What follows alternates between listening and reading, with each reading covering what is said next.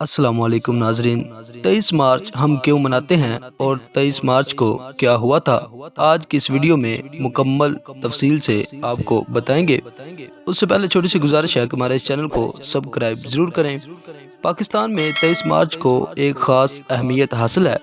23 مارچ کو برصغیر کی واحد مسلم جماعت آل انڈیا مسلم لیگ نے قائد اعظم کی ولولہ انگیز قیادت میں اپنے اجلاس میں ایک آزاد اور خود مختار ملک کا مطالبہ کیا تھا تاکہ مسلمانوں کے حقوق کو تحفظ مل سکے۔ 1940 میں مسلم لیگ نے ایک قرارداد کو بنیاد بنا کر ایک الگ ملک کا مطالبہ کیا تھا۔ وہ صرف 7 برس کے بعد کامیاب ہو گئی تھی۔ دنیا میں ہندوستان واحد ایک ملک ہے جہاں پر 800 سال تک مسلمانوں نے حکومت کی۔ نہ تو انہوں نے کبھی ہندوؤں پر ظلم کیا اور نہ ہی ان کو کبھی زبردستی مسلمان کیا، لیکن آج انڈیا میں مسلمانوں پر ظلم کی انتہا ہو چکی ہے اور مسلمان قائد اعظم محمد علی جناح کو یاد کرتے ہیں۔ بھارتی مسلمانوں کے دل پاکستان کے ساتھ اور اسلام کے ساتھ دھڑکتے ہیں۔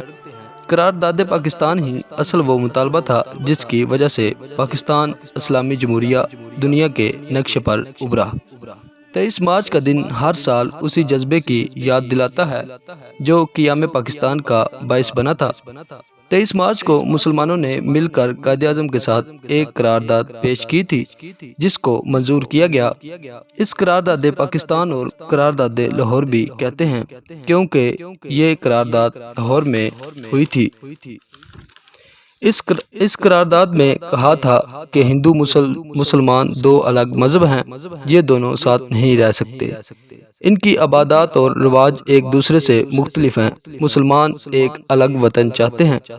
قائد اعظم نے فرمایا تھا ہندو اور مسلمان نہ تو ایک ساتھ کھانا کھا سکتے ہیں اور نہ آپس میں شادی کر سکتے ہیں، یہ 2 الگ قومیں ہیں۔ آج بھی اگر دیکھا جائے تو بھارتی ہر طرح مسلمانوں پر ظلم کرتے ہیں، کبھی بابری مسجد شہید کرتے ہیں تو کبھی سانحہ ایکسپریس تو کبھی کشمیر پر ظلم کرتے ہیں، لیکن مسلمانوں نے ان کے ساتھ بہت ہی اچھا سلوک کیا تھا۔ ناظرین